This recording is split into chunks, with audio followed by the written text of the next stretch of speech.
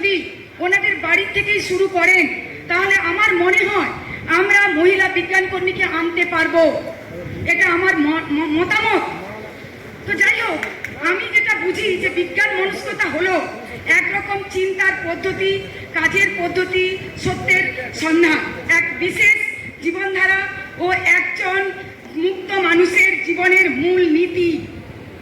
একজন মানুষ তার জীবনধারা কিভাবে পরিচালনা করবেন তা ঠিক করে দেবে তার বিজ্ঞান মনস্কতা।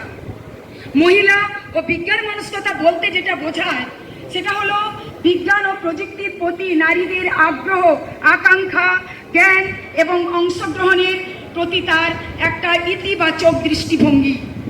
নারীদের মধ্যে বিজ্ঞান মনস্কতা বাড়লে তারা বিজ্ঞান এবং প্রযুক্তি বিষয়ক কাজে আরও বেশি উৎসাহিত হবে, তাদের জন্য নতুন সুযোগ তৈরি হবে। তাই সমাজের বুনেটের মধ্যে বিজ্ঞানের মেজাজ অর্থাৎ বিজ্ঞান মনস্কতার দরকার আছে।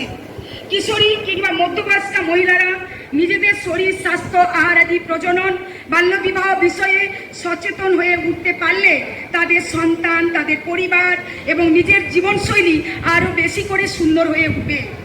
আমরা তাই পশ্চিম মেদিনীপুর জেলা কমিটি বিভিন্ন কর্মসূচি গ্রহণ করেছি।